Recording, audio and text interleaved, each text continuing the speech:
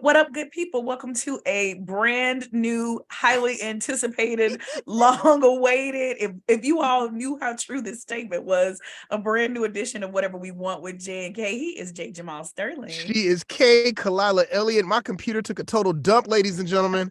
So we've been literally trying to do this podcast for about 3 months. An hour and a half.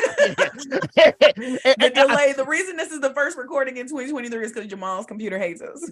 Yeah, that, and also, what the hell? You know, we need to jump into where the hell have we been? Let's start there.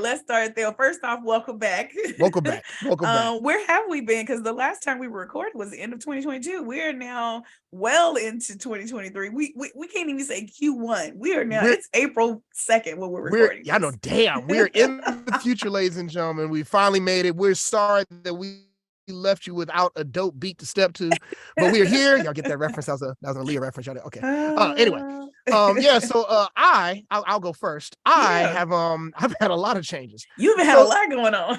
So since I last talked to you guys, I think we talked about it a little bit. I went down to Knoxville, Tennessee, and did a play for 2.5 months called The Mountaintop. Yeah, by Katori Hall. I forgot it for a minute. Big old learning experience, gained a lot artistically, loved working with the theater company, missed my family terribly. And right before that happened, me and my wife have adopted a brand new daughter. Woohoo! I got a new baby to spoil. Yeah. And Lord Jesus, she's spoiling the hell out of her. Sure am. But little Miss Sydney is about to be 3 months old. She is just like her godmother and her mother. She got plenty of attitude. And she does not have an attitude. She just knows what she likes. She has an attitude. She knows what that baby yells at me all the time. On behalf of my godchild, my youngest godchild, I must defend her. Let me set y'all up. So I'm not gonna say she doesn't have an attitude. What I will say is, first of all, she's very chill. She's the chillest baby I have ever encountered, and I've been around a couple of pretty chill babies, but she's very chill. She doesn't even really cry. She just kind of fusses. She does not cry. Until she yells she's at you. Hungry. Yeah, and then she's like, get your shit together. Yeah, and then she'll start, and she won't even cry. She just yells at you like, Is that? Or we discovered yesterday, because yesterday you had a slice of pizza and my sister came over and she had some pizza, and apparently little Miss Sydney's nostrils are working just fine, and despite the fact that we're pretty sure she's lactose intolerant, she gave you and my sister, her TT Danielle, some shady looks like, I know y'all didn't come over here eating pizza. Where the hell mine at? And so when Danielle got up and left, she was like, yeah. So that's the attitude that Jamal is talking about. She does talk a lot. Especially when she's upset, like when she's mad, she won't cry. She just and then and whatever she's saying, she going off on somebody. It's that Kevin Hart joke coming to life, like the baby going da. That's what's happening. And you might not know exactly what she's saying, but you know she's telling you off. Oh my God! That is been my past, I guess, 3 months. Oh, and I've been eating too. I need to go ahead and get on the workout. We've all been eating. When I was in Knoxville, there's Knoxville. I'm not gonna shade Knoxville. Knoxville is a cool place, but there's a lot of bars and a lot of food. And when you're doing a show and there's nothing else to do, you eat and drink. And I ate and you don't drank have a lot. us going, hey, or your daughter going, are you having another drink? Yeah, are you drinking again? There's none of that. So I'm just like drinking at any time of day. Hey, it's like, well, you know what I want to highlight, because I have to keep putting myself on mute because I keep sniffling. And so I just want to let the people know. I'm not normally someone who suffers from allergies, but this allergy season,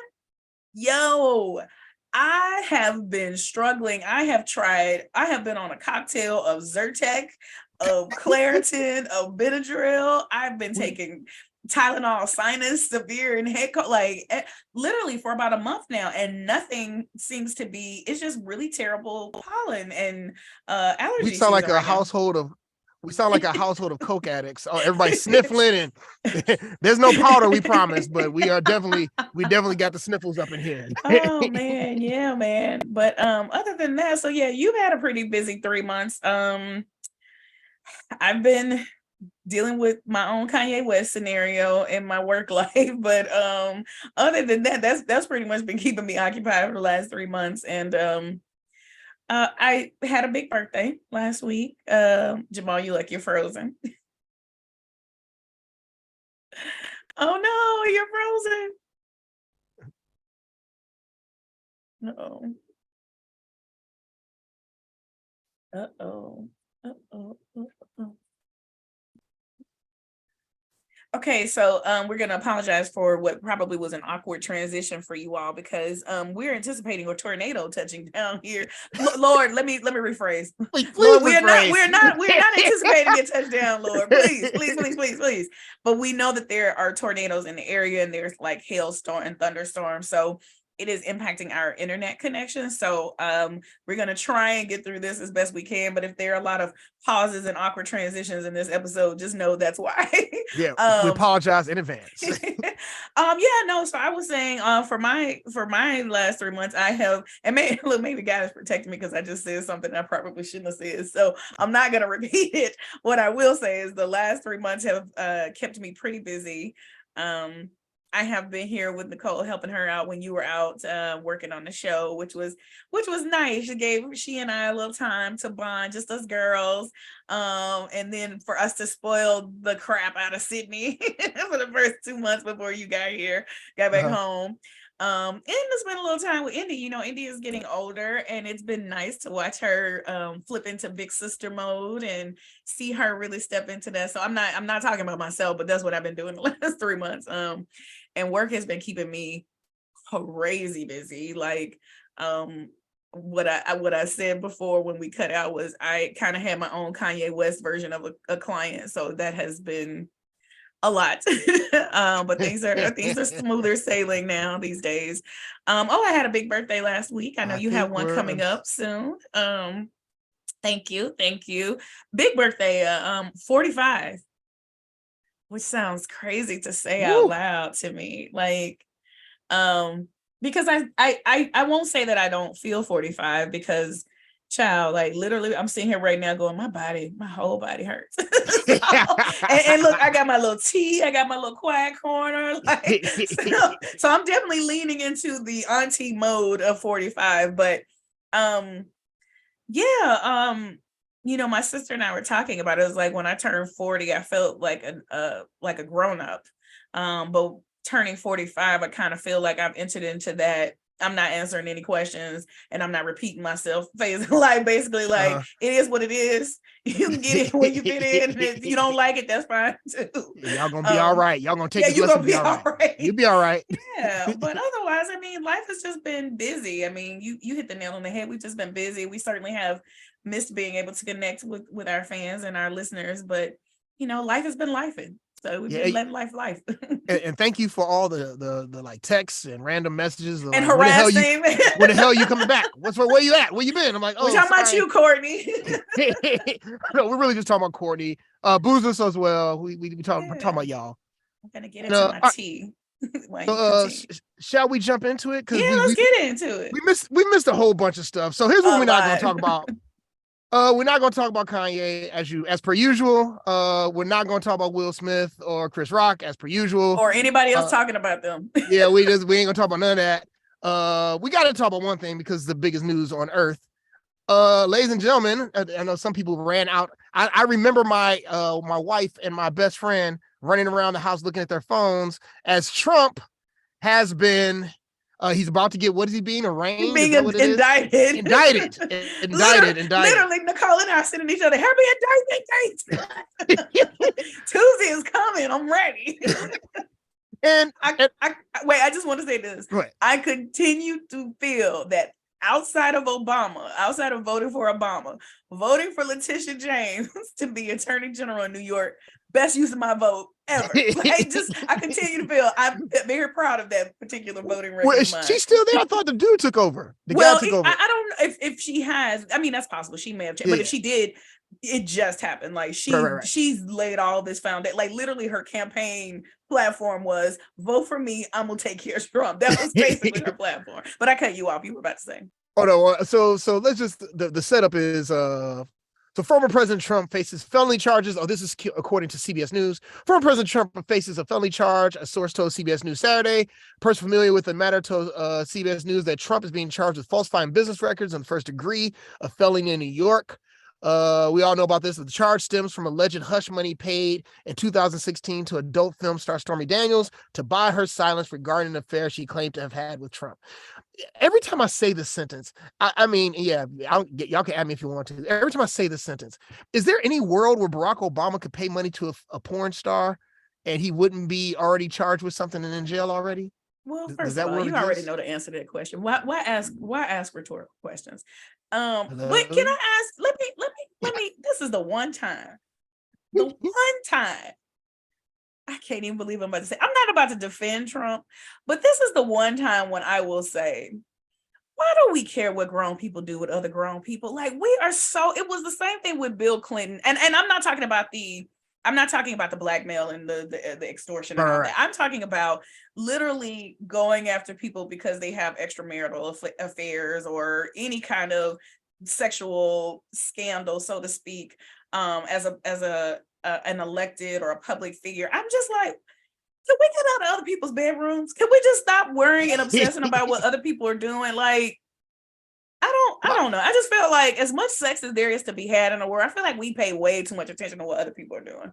Well, I agree with that, but we know that's not the real crime here. The real crime is the cover up. Is them saying that, oh, these are campaign funds that I'm paying back a donor with. It's like, no, bro, you was using that to hide your sex.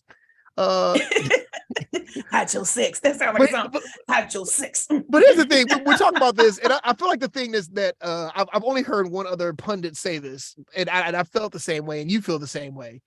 He ain't going to jail, y'all.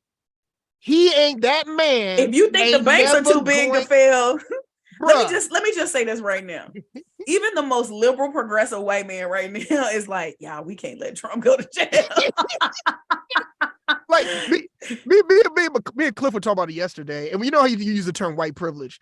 Trump's privilege is something bigger than white privilege. Oh yeah, yeah. It's like there's white privilege in this privilege, like there's some kind of uber rich white privilege that Trump has. He won't know. He is the Walter White, as I was telling you, for those who don't get that reference. That's a Breaking Bad reference. He's the Walter White of America. He is never going to literally call on a group of people, not once, but several times, to literally launch riots. And there's no other way to call it, to call on people to riot on their behalf and suffer no consequences. He definitely is not going to jail. That ain't even a question. So it's not.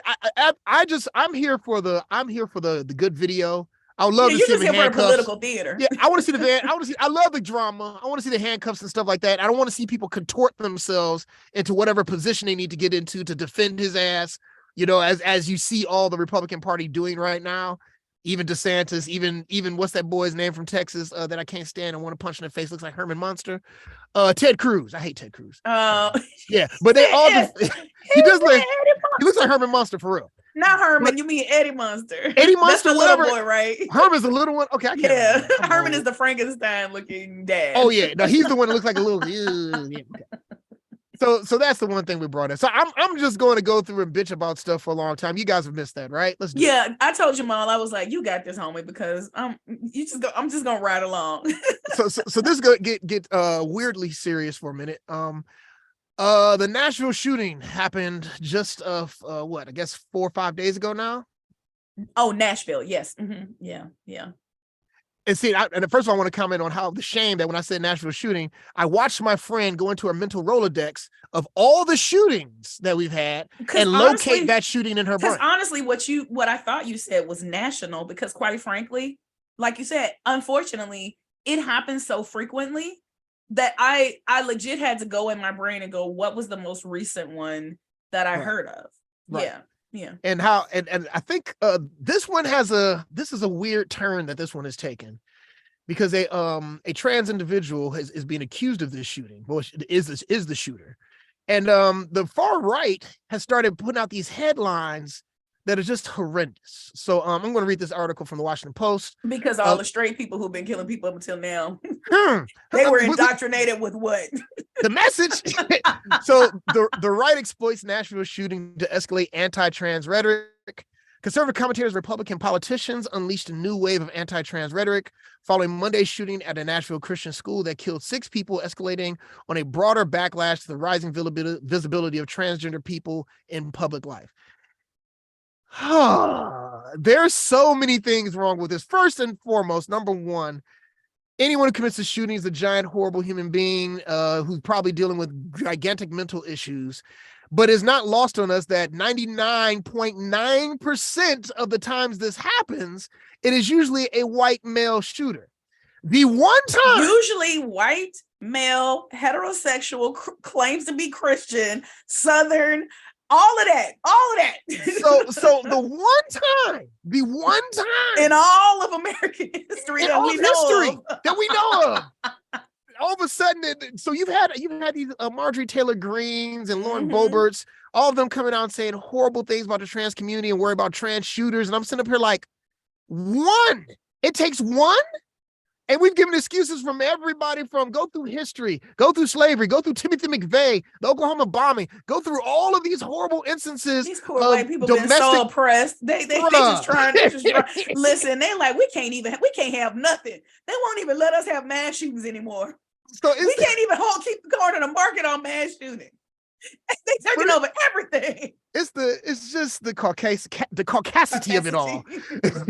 so I'm gonna go a step further. It's not just the caucasity of it all, because it's Black folks and people of color who also have lots to say about trans folks. It's really hatred. It really just boils down to people being afraid of that which they don't understand and being unwilling to learn. Like, it's okay if you don't understand the politics or the reality of what life is like for a trans person, or you don't understand what their lived experience is. That's fine.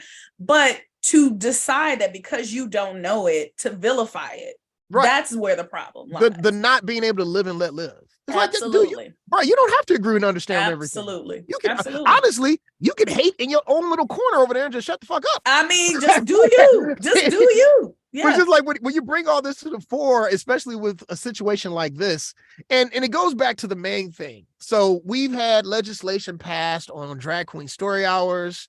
We've had legislation passed on, Title IX issues with trans people competing in different sports. All this legislation gets passed, but when somebody walks into a school and kills 9-year-olds or 7-year-olds or 8-year-olds, that's done repeatedly, America fails us over and over again. So my thing is, if you're so worried about legislation about what books can be in your libraries, but you're not worried about actual kids being shot in those libraries, there's a fucking problem. We only care about the kids before they get here, Jamal. Once they get here, that's your problem. Exactly. That's your problem. It's so crazy to me, the cycle of, we don't want people to have access to abortion or to be able to make decisions about their parenting choices, if they want to even parent, what have you. But if they are forced to, if we force them to, now we're going to turn around and judge them and say, well, why did you have all those kids? You shouldn't have had all those kids if you couldn't take care of them. But you can't have it both ways. You can't have it both ways. Absolutely cannot. So it basically comes down to, at the end of the day, what are we keep asking this question, and I feel like it's just never going to get solved. What are we about in America?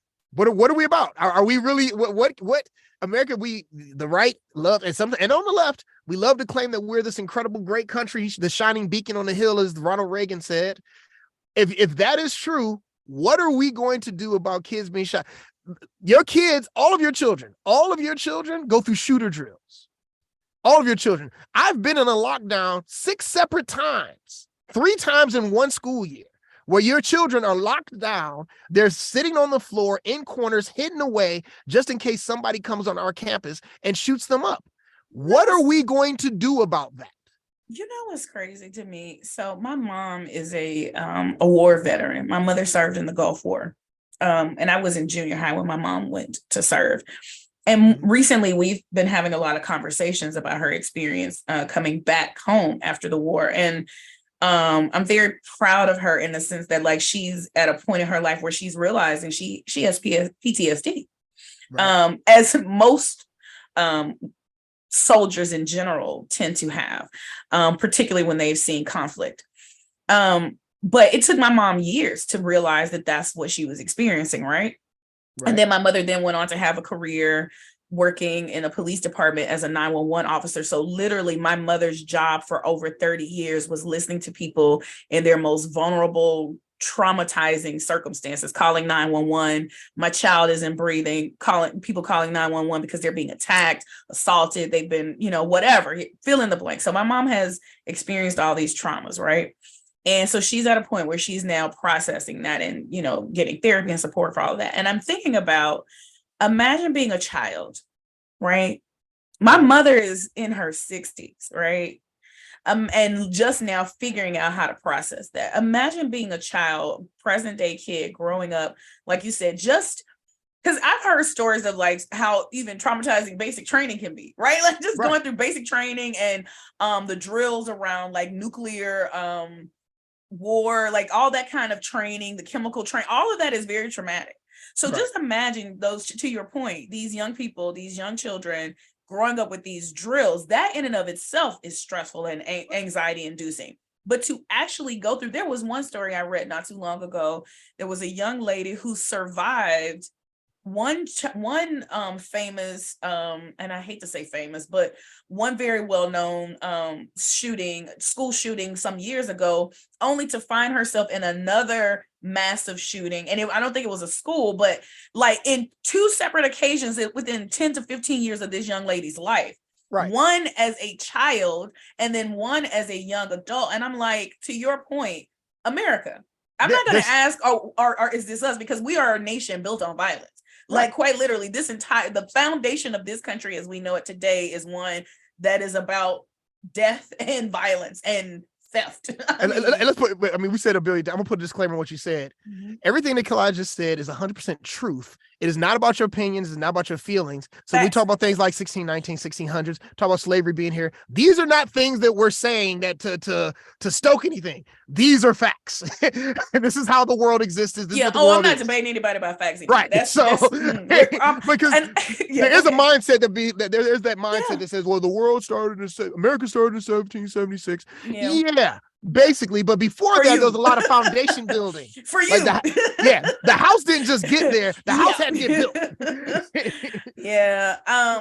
It's so to bring it all the way back to your question, what are we going to do? I hate to say this, Jamal, I think we're going to do what we always do. We're going to lament how terrible it is. We're going to point fingers at each other, and by each other, I'm talking specifically about political figures and elected officials. We're going to do this political theater on air until the next shooting. That's what we're going to do. Because at the end of the day, as long as the NRA has this romance, this affair with the Republican Party, and it is baked into the fabric of that party, until that happens, because I keep saying, and I know that you recently were talking about this and have talked about this, when affluent white children in Sandy Hook were murdered, babies, that was it for me. I was like, oh, this is who we are. Ain't no question. This is who we are. They always clean it up, but it's you think about, well, I think at Sandy Hook it was the total of 30 people. I think 27 of them were children. We're talking about 7-year-olds getting their heads blown off, literally.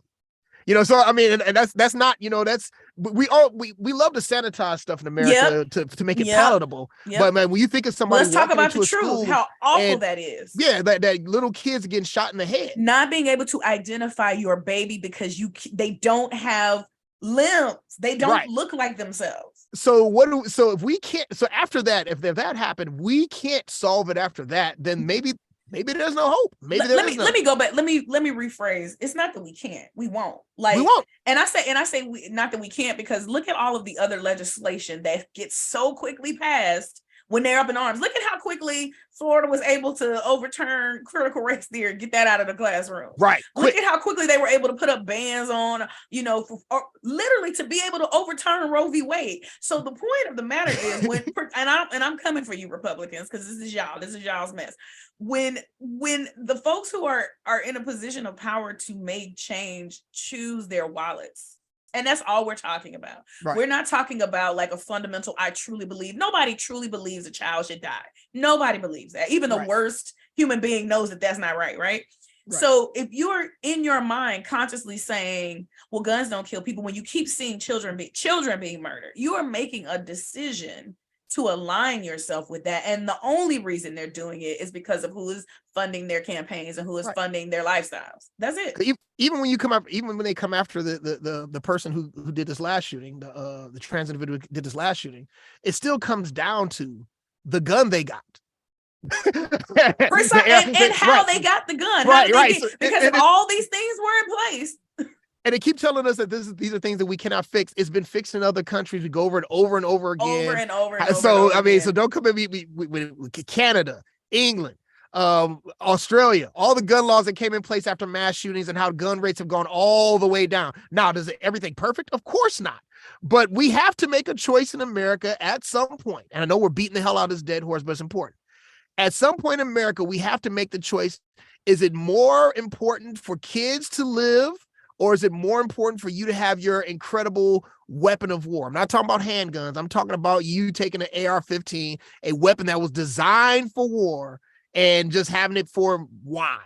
Because you like to shoot things. That's so disheartening is we're not even talking about ending all gunfire. Like we're not even talking about all arms. We're literally talking about massively nothing that any regular individual needs to have access to. If you want to hunt, listen, I'm a girl born and raised in Louisiana. I understand. It's literally we're called the state of hunting and wildlife. That's literally our sportsman's paradise. That's what Louisiana is, right? When I was a kid, you literally, when I was in the 7th grade, my father had to write into the school to say, my daughter will not be taking a gun licensing test. Like literally, when I was in the 7th grade, that was part of a PE requirement to get a gun register, to know how to shoot a firearm, right? It's right.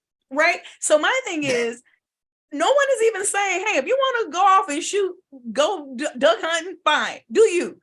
But you don't need an AR-15 for that, for any reason. But see, and I mean, I guess we'll wrap this up, but even what you're saying right there, that you having a gun licensing test, that is a whole bunch of legislation that was put in place through the NRA to make sure that happens, so somebody can make money off of you future buying a gun. Absolutely. So they can. It's literally remarketing. It's not even it's not really a database to say who owns or should own a gun. It's how do we remarket them so when it's time to re-up, we know where to find them. It is in their brain already. So oh, good Lord, it's crazy.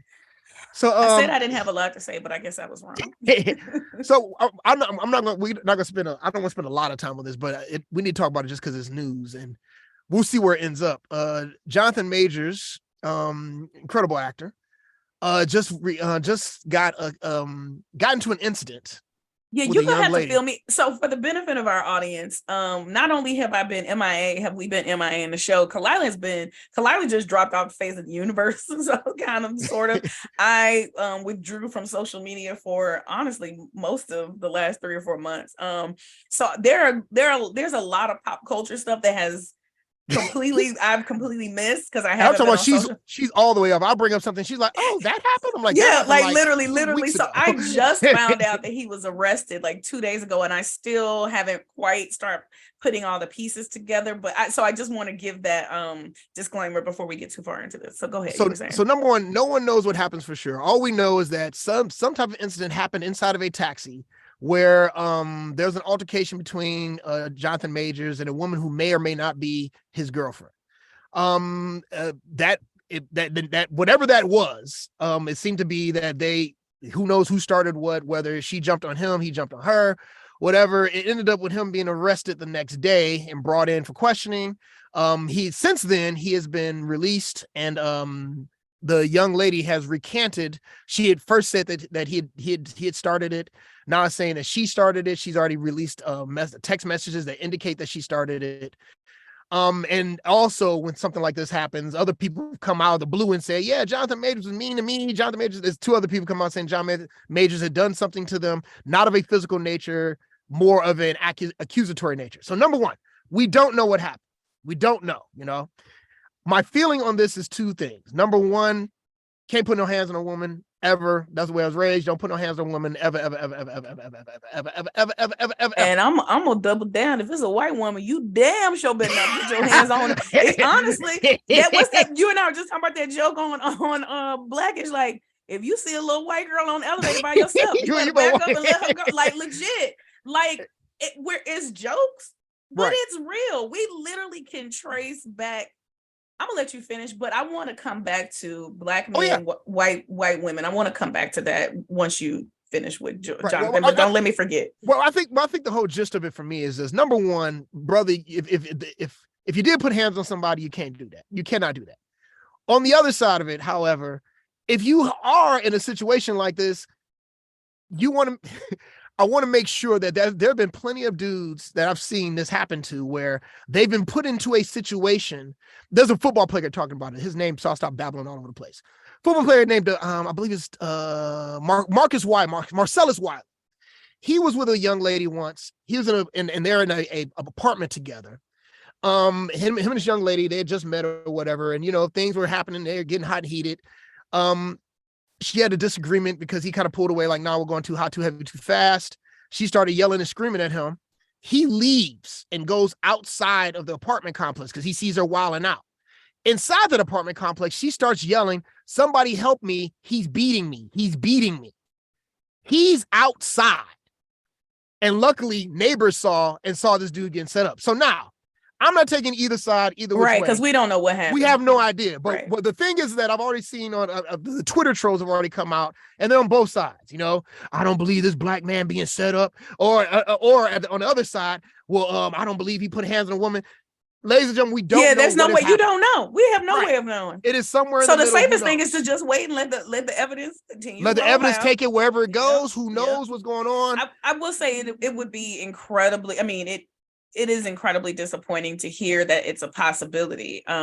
We've talked about Jonathan Majors on this show quite a bit. We are huge fans of his work. He is an incredible actor, as is often the case.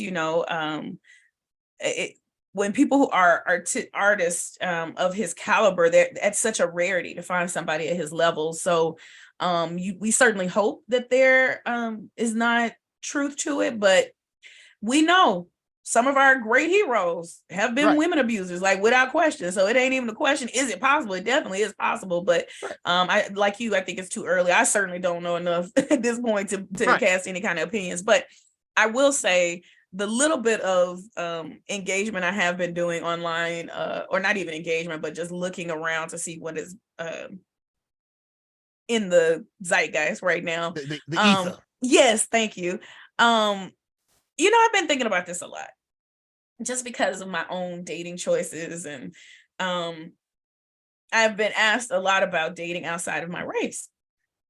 Mm-hmm. And I'm not going to get into my feelings about that. But what I will say is, because I feel like now I'm interested in your feelings about that. But go ahead, continue. Well, but one of the things I will say is I naturally, when I see Black men, particularly affluent Black men, who primarily, I won't say only, but who primarily date white women, or who seem to consciously date white women as opposed to dating Black women, or even other women of color. My first question is always, or not even my question, I often think about, it's so interesting that during slavery times, there was this narrative that part of the reason that white men didn't want us to be free was fear of the races mixing. And case in point, their fear was not unfounded. Like, their fear was not unfounded. Like, we know that their fear comes from a place of hatred, right? But their fear was not unfounded. That's been this whole thing about why it's always been so controversial to see interracial couples.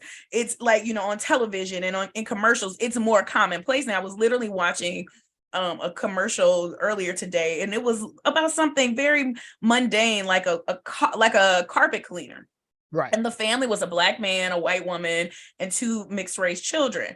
And I was sitting there thinking, like, even in our lifetime, when you and I were growing up, we would have never seen that. We would have never seen, like, the closest we got to seeing an interracial couple was Tom and Helen on the Jeffersons. And even then, they were a certain kind of interracial couple, and there were certain dynamics. And even the whole point of it was a big joke, right? Their relationship was the butt of the joke.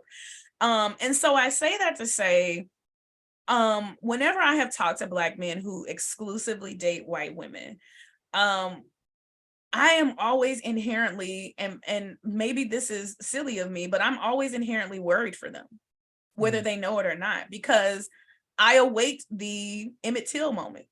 I await the Jonathan. I am not saying this is what is happening. I want to be clear. We have no idea what happened. So I don't want to create this narrative that he's a victim and somebody's trying.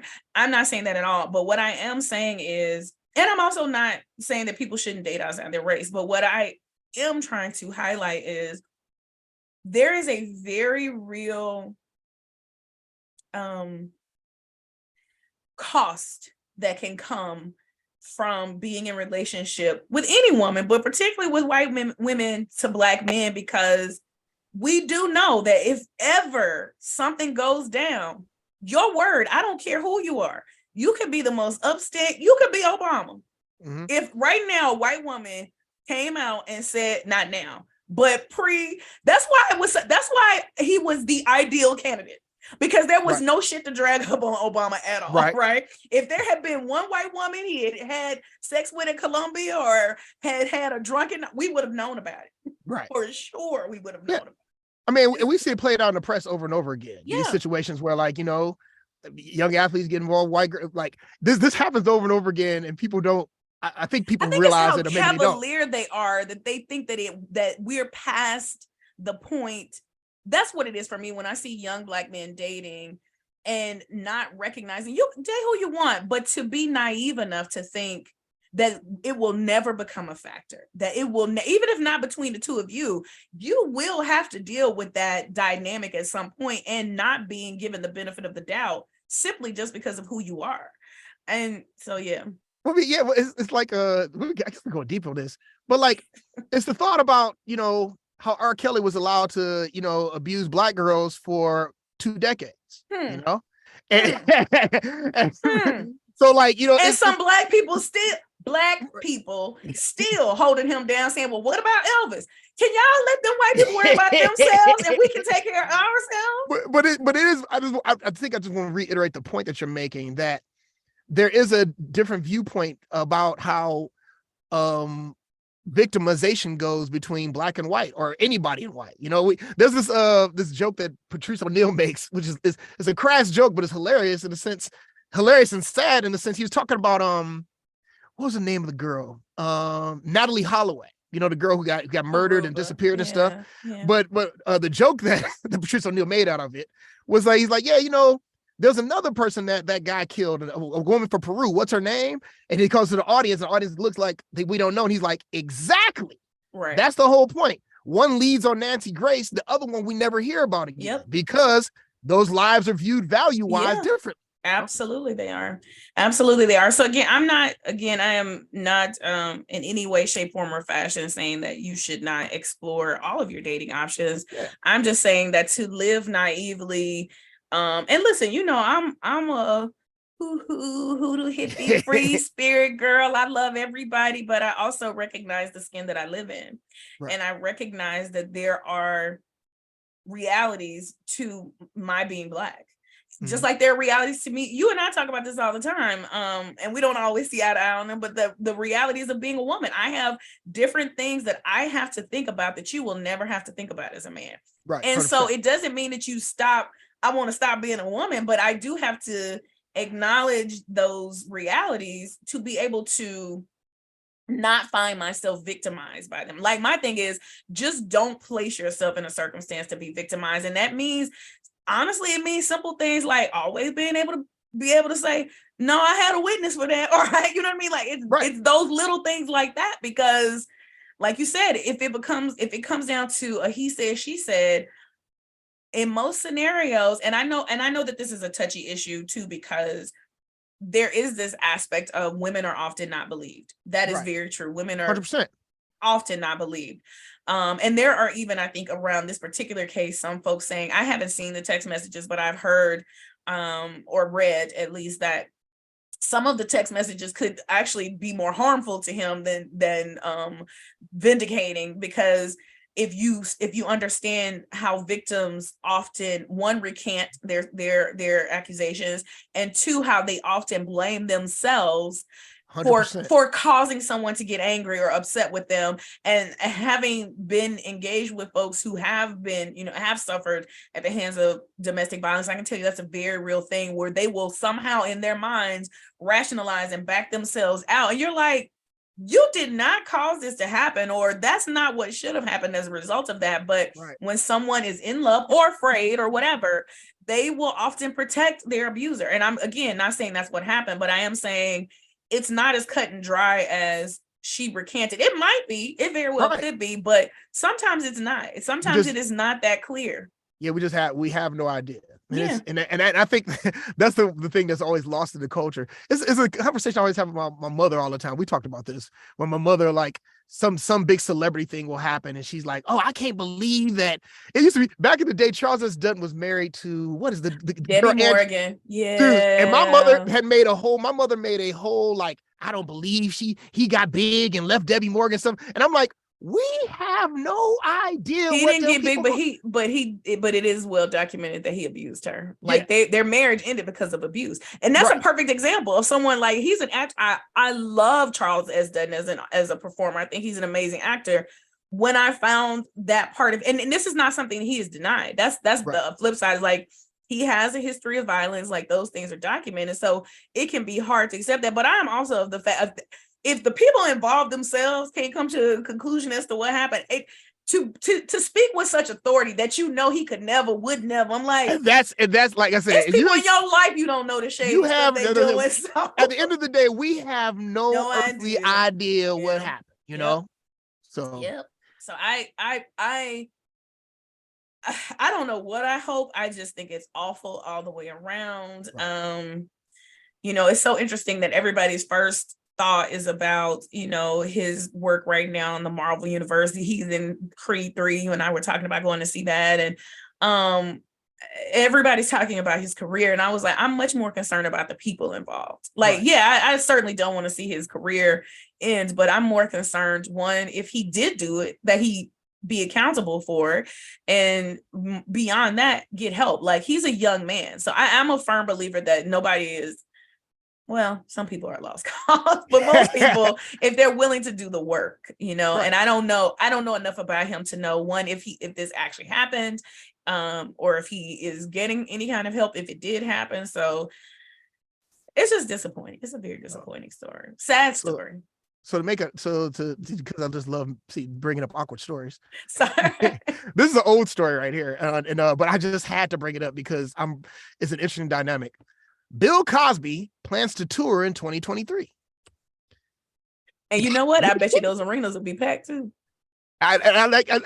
So it becomes this thing of like, how do people feel about this? For me, I'm a strong believer of, hey, he went to jail. He did whatever the criminal justice system did is done with him. He's out. He got off on a technicality, but but the thing is, like, that's. But he got out on a technicality. Right, he's free. So I'm wondering. I wonder. I'm pretty sure I know you're not going to go see Bill Cosby. Not only. I mean, one. I'm not a big. I don't really do big public, which is funny when I think about my past. I don't do big public shows anymore, like concerts and stuff. It's very anxiety inducing for me. Like, unless, like, I'm saying this and I'm looking at you like, I can see your wheels turning going, you used to work for Apollo. Like, yes, but I could come and stand at the back of the wall, enjoy the concert, and then I could walk out the back door about my business. I wasn't having to be forced with hundreds. Let me rephrase this. She's lived a baller lifestyle. So, No. so she's been backstage when, I don't know, a Tribe Called Quest walked by, or D'Angelo, or U2. I mean, And it's that's really, true. This is so true. in your way of seeing a concert is very much cooler than the way But I see a concert. I like intimate settings. Like even before I worked at the Apollo, though, Right. like I prefer something like a House of Blues. Like I'm in the balcony in the corner over here by myself at my table versus I'm in the floor or I'm in Madison Square Garden on the floor. Like that's not my thing. I don't. It just all those people stress me out. See, but see, you're still being humble on this. So stop. It's not simply being on the floor. So she's literally backstage sometimes, or in the Apollo, she's in the box suite where, and since she used to work there, it's real easy for her to be like, I'm gonna cut out through this back door right here. Like a brother like me, Yeah, even when I buy the good seats. I do know all the I do right. know all she the knows all the exits. secret exits and stuff. Peace out, Mr. Tim. I was just there for a visit not too long ago, and it was nice to go there and still kind of get like the royal treatment. Like it was funny, like newer folks who don't know me when I came in, they were like, where's she going? Because I was, oh no, it's fine. I'm just gonna go see so and so. But anyway, no. But where I was going was, so I say that to say, so I'm probably not the real target audience to ask this. So it's not fair, I guess is what I'm saying, because my answer would probably be no, regardless, because unless you're a Chappelle, like think about it, like Dave Chappelle is probably the last comedian I've seen perform live, like because I just don't generally do big concerts, and when I do them it's typically music and not comedy. I prefer to kind of like either watch that from home or to go see it in a more intimate setting. That being said, I do think I would imagine that his tour will do well. I don't think it'll be like his prison numbers, but I think it'll do well if for no other reason Black folks gonna go. And I'll go a step further. Black men are gonna go. Yeah. Well, here's a weird, but here's a weird thing. So like it goes back to the conversation we were having earlier. Like if for no other reason, just for the jokes. Right. But like how we draw these lines for ourselves, right? Mm-hmm. So like, if James Brown was alive right now, I'd go to a James Brown show in a second. But James I wouldn't pay for it. I wouldn't pay for it. Okay, like if it was 1975 and it's James Brown, I'd pay for that show. I mean, and I pay, case in point, when we started this conversation, I would pay to see Miles Davis in 75. Right. This version of Khalilah will not pay for, like, I legit, even now, I love Miles Davis. But when I hear it, it's really hard for me now to separate it. Like I honestly lean more towards Coltrane, and I've always leaned more towards Coltrane anyway, but the more and more I hear about him, and especially I was like, Cicely Tyson was my homegirl. Like I really love Cicely Tyson. To know this man was like whooping up on so many women, it's like it's really hard, to continue to separate the genius from the art. It is funny when for me, and for me, I'm the same way. So like when you see people, but it just depends on what your line is, like. I don't listen to, like I was literally about to say I was humming the other day. I was like, I want to be stuck, and I had Sydney, your wife, said, we don't do that. I was like, listen, she gonna inevitably hear some Michael Jackson if she around me. I'm not gonna purposely do it, but she is gonna hear it. And for me, like I don't. But I get it. Yeah, I don't listen to Michael Jackson anymore. And like I'm somebody who, like, you knew this. I would listen to Michael Jackson all the time. I saw the documentary, and for me, it's like, nope, cut off. But at the same time, I saw the James Brown documentary, and I still listen to James Brown. What does that mean? And I have no idea. You still listen to the Temptations. You ain't throwing away David. I listen to Marvin Gaye. Like, and you and I talk about this all the time. That is why I try very hard. I mean, I'm human, so it is possible, but I try very hard to not be judgmental of other people who they listen to. But I ain't gonna lie, there are some folks when I'm like, and I'm just gonna straight up say, if you still listening to R. Kelly, I'm judging you. Yes, harshly. Because I keep going back, because you and I have this conversation all the time. I was like, Michael Jackson, those are accusations. We got video proof. We got video proof. We got receipts. We got a paper trail. I was like, I don't want to hear nothing about R. Kelly. I was like, there's no way you can't understand what happened on that circumstance. See, maybe a part with me, but there's a part of me that, like, the reason I don't listen to R. Kelly, I didn't really listen to R. Kelly in the first place because I thought he was trash. Oh, R. Kelly, 12 play. And I tell people all the time, it's so crazy now in hindsight. 12 play.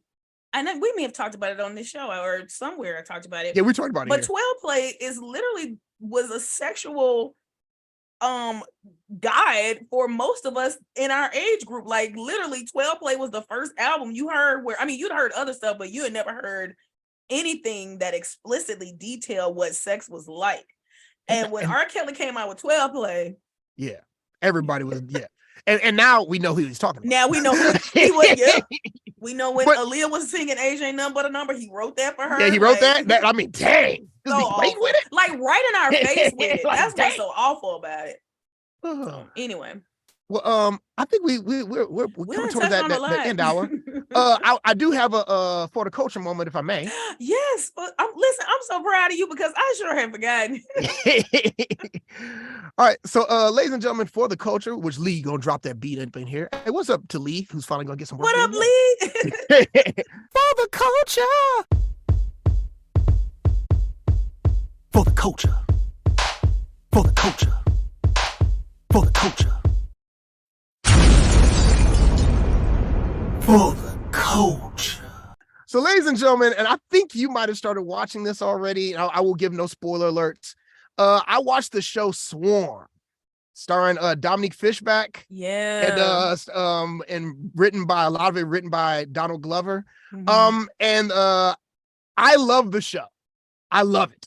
It is very much glad to hear you say that. It is very much in the it's very much in the Atlanta vein as far as like the weirdness of how things jump to other things, but it's very dark. It's sometimes hilarious and sometimes just messed up. But it's good old horror. It's think of Jordan Peele in Atlanta just kind of mixing, and that's what the show is.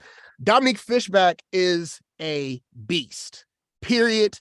End of discussion. We were talking about Jonathan Majors earlier and how he came up in yours and my conversation earlier in the week was because we were talking about this show and we were talking about Dominique Fishback, and I literally said to you, when I think of young actors coming up right now, I think of Jonathan Majors and I think of Dominique. I feel like she's his peer in his peer group. I am hard pressed to identify off the top of my head another young Black woman who is just at that artistic level right now. She's only done a handful of projects, but they're so distinct and different. And every time, I keep going back to her in Judas Black Messiah. Yeah, like Judas and the Black Messiah. I was doing it again, Jamal. I was like, I know there's Judas and I know there's Messiah. And I was like, Black Messiah. Me and D'Angelo going way back there. But no, even her performance in that, it would have been very easy for her to just be a girlfriend. It would have been very easy for her to just be Fred Hampton's, baby mama, and to deduce her to that, or reduce her to that. But she brings nuance. Like I don't know her training, but I imagine she's probably trained because she has a level. It's the same thing that we talk about when we talk about Jonathan Majors' artistic skill set. There is when you're a theater nerd like we are, there's something in people who are able to be restrained. Like one of the things that one of the things that a good theater teacher will teach you is it is more impressive for you to be in a dramatic moment and to be fighting back tears than to just be flooded with tears. Because in real life, most people, when they're about to cry, they try not cry. They try not to. So the whole thing that we've been taught is people watching TV is, oh my gosh, she can cry on cue, but can she make you feel? That's more important than the tears coming on cue. And when I look at like her body of work and his body of work, that's what I'm responding to, this idea of they are so in control of their instrument, their body, their mind, their voice, but there are layers to each and every one of their characters. So whereas it could be very easy to make those characters forgettable, their performances are so nuanced that you can keep going back going, oh, I didn't even notice that the last time. Oh, did you notice how she said that? Dude, or did you notice her eye contact when she did this? Yeah, Nicole got tired of me rewinding. Like, oh wait. Oh wait. Like there, and it's the thing I just love the most, and beyond Dominique, who's amazing. I just love how weird it is. I love how weird and how hood it is. It's the same thing about Atlanta. It's so weird, but then it's like, wait, that is so hood. Like that's so Black. You're saying that, and I know that will be our official for the culture. But because we have been offline, and I think we may have mentioned it, I want to give a shout out to since we're talking about weird and cool and hood. first of all, I want to acknowledge the 50th anniversary of hip hop. We're gonna have to do a whole show, Jamal, on the 50th anniversary of hip hop. So we'll come back to y'all after maybe we'll do that in June during Black Music Month. But there's that, and then also want to shout out our brothers from I was about to say the leaders of the new school. That's not what I was trying to say. I was trying to say De La Soul, who both had some sad and happy news this past month. They started off the month. I want to let you talk about brother who passed, but I also want to acknowledge that their catalog, they haven't had their own catalog and finally have been able to get their hands on ownership of their own catalog. So as of March 3rd of this year, all of their material is available. Their catalog is available on all the streaming services. So I say that to say, when you say Hood and Strange, they were really among those, the leaders of the new school, that whole group, Busta Rhymes, Queen Latifah, Tribe Called Quest, this I would call them the neo soul of hip hop. Like literally these folks who brought in this very Afrocentric, jazz influenced, tribal influenced, but also straight up love of hip hop. They brought that to hip hop in a way that we had just never seen it before, that it was more than just having fun and shooting up like on the West Coast, but it was like it was brainiac, but it was also fun and it made you think. And so I just want to shout out De La Soul and honor our brother who passed. Trugoy the Dove. Yes, thank you. And just for me, like it is real personal in the sense that like when LL and Rakim and all them came out, they were always like, I've talked about this before. They were always beyond, they were stars, they were dudes who were like, nobody could look like LL. Nobody could like be as cool as Rakim. But when De La, I remember watching Buddy, the video of My Buddy with Leaders of the New School. And these were dudes, the way they dressed, there was us. They looked and they even said it in a classroom, was like, this is you and your friends, chilling and acting crazy in class. Yeah. And they dressed like, sometimes it's a polo shirt, sometimes it's a weird colored shirt, some hats, but it was really like this real, like, your neighborhood type hip hop, and they're talking about things that were like, it wasn't, I'm trying to get with this girl, I'm the baddest man on the planet. It's more like, this this girl around the way I'm trying to talk to, it's weird in this class, like stuff that's like, really uniquely us, Yeah. And Trugoy the Dove, Dave, plug too. His voice was so smooth. He was so weird, but so damn cool. So like, it was like he would come up and do a flow, and it was so relaxed and so smooth, but at the same time, it had this like nerdy hip hop, this nerdy hippie vibe. And you're like, man, this dude is like, that's my boy. That's like an uncle, and that's like one of my friends or whatever, So I'm sad that he did not get to see it become this. But if you get the chance go ahead to YouTube, and on Jimmy Fallon, there's a performance with the Roots and De La, and Black Thought takes the place of Trugoy the Dove, and it is one of the best Fallon performances ever. There's one moment where just Black's out on stage and Plug One comes up, and it's just, the flow is magnificent. It is what hip hop's supposed to be. Yeah, shout out to De La Soul in general. They are among those, like, it's so easy in the world of hip hop, Oh yeah, we're here. Okay, good. I'm so sorry. It froze up a little bit because I think the weather's coming in. The weather is definitely coming in, which is a good indication that it's time for us to wrap up. But I did just want to say, again, shout out to De La Soul. I will definitely be checking out Swarm. It is in my famous watch list / queue that continues to grow daily. But yeah, I'm here for it. So, well, Jamal, I think we're back in the flow. We're gonna try and be consistent, y'all. Now that life has calmed down a little bit. We're back next week, y'all. We back next week. All right. Jamal, say goodbye to the people. Goodbye to the people. Peace out, y'all. We'll see y'all next week.